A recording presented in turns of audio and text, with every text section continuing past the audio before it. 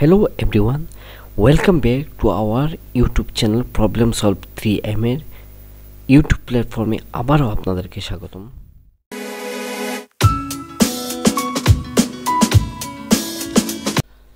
আজকের ভিডিওটা হচ্ছে আমরা যে কম্পিউটারের মধ্যে প্রিন্টার ইনস্টল করি, যদি ভুলবশত যদি আপনার একটা প্রিন্টারের ডিস্কটা যদি হেরে যায়, তাহলে আপনি কীরকম এই প্রিন্টারটি ইনস্টল করবেন যে পিসির সাথে যুক্ত করে। তো আমরা আজকের এই ভিডিওতে কীরকম যে আমরা অনলাইন থেকে একটি ড্রাইভার অর্থাৎ সফটওয়্যার নিয়ে আমরা আমাদের প্রিন্টারটি ইনস্টল করব, তাই আমি শুরু থেকে লাস্ট পর্যন্ত আমি আপনাদেরকে দেখানোর চেষ্টা করব। তো চলুন আমি প্রথমে স্ক্রিনে নিয়ে যাচ্ছি এবং স্ক্রিন থেকে আমি আপনাদেরকে নতুন একটা ব্রাউজার আমি ওপেন করে দিচ্ছি গুগল ক্রোমে। আমি এখান থেকে ক্লিক করছি, ক্লিক করা মাত্র সার্চ বোতামে আমি চলে আসছি। আমার যে প্রিন্টারে ইনস্টল করব ড্রাইভারটি, আমি সেই প্রিন্টারের নামটি এখানে দিচ্ছি। আমি এখানে অ্যাপসন প্রিন্টার এল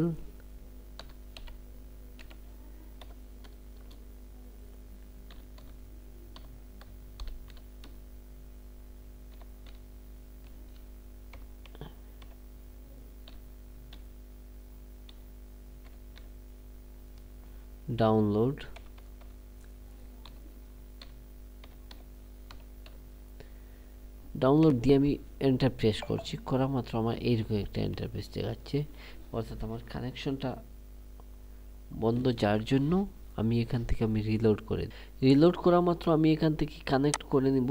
কানেক্ট করার পর আমি আপনাদেরকে দেখানোর চেষ্টা করব যে আমরা কীরকম এই কাজগুলি করতে পারি।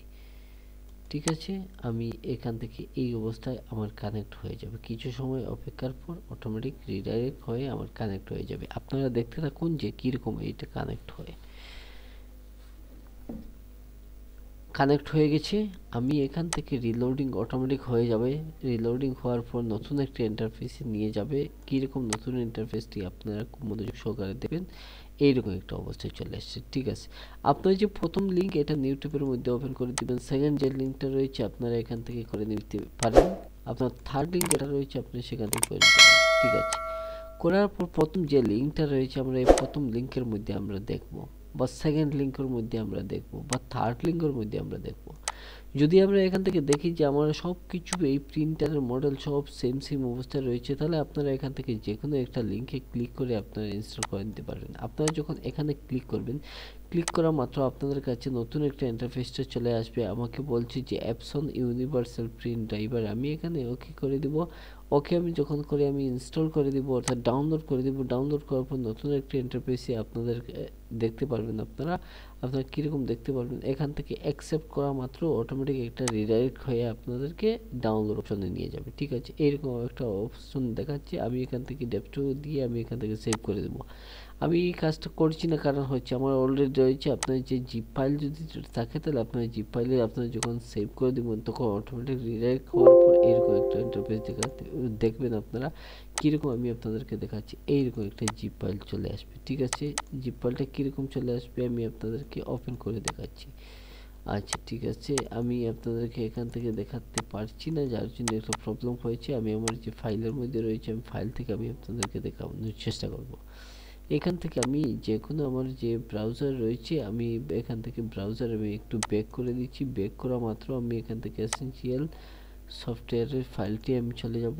এখান থেকে আমি এসেনশিয়াল ফাইল থেকে আমি এখান থেকে এসেনশিয়াল সফটওয়্যার থেকে আমি এখানে আমার যে অ্যাপসন রয়েছে, আমি অ্যাপসন এখান থেকে খুঁজে বার করতে পারবো। ঠিক আছে, যদি এখানে না থাকে তাহলে আমি একটু ব্যাক হয়ে যাব। ব্যাক হওয়ার পর এখান থেকে এসেনশিয়াল সফটওয়্যার আমি দেখে নিতে পারি।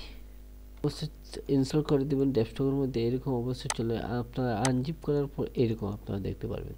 এই অবস্থায় যখন চলে আসবে, তখন আপনারা এখান থেকে আপনারা যে কাস্টমাইজ ইয়োর প্রিন্টারে আপনারা ক্লিক করলে আপনারা এখান থেকে অনেক sharing port, advance colour management সব কিছু আপনারা এখান থেকে দেখতে পারবেন। ঠিক আছে, আপনারা সহজে এই কাজগুলি করতে পারবেন যদি আপনারা কন্ট্রোল পি, একটা এক্সাম্পল হিসাবে কন্ট্রোল পি আমি দিয়ে দিচ্ছি।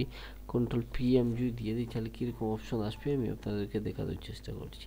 এখানে আসছে না, কারণ হচ্ছে আমার কোনো ফাইল ওপেন নাই। আমি যে কোনো একটা ফাইল ওপেন করে দিচ্ছি। ফাইল ওপেন করার পর এখান থেকে আমি মাউসের লেফট ক্লিক, যখন আমি ক্লিক করব তখন এই প্রিন্ট অপশনে চলে আসবো। প্রিন্ট অপশনে আসার পর এখান থেকে সব যদি ঠিক হয়ে যায় তাহলে আমি এখানে প্রিন্টে ক্লিক করা মাত্র অটোমেটিক আমার প্রিন্ট হয়ে যাবে। আশা করি বুঝতে পেরেছেন এই আমরা কীরকম অনলাইন থেকে ইনস্টল করবো একটা ড্রাইভ প্রিন্টারে, এবং সেটা ইনস্টল করে আমরা কীরকম এই কাজগুলি করতে পারবো। নেক্সট অন্য কোনো এক ভিডিওতে আপনাদেরকে নতুন এক টপিক নিয়ে আবারও আপনাদের সামনে চলে আসবো। আজকের জন্য অতটুকু, ধন্যবাদ।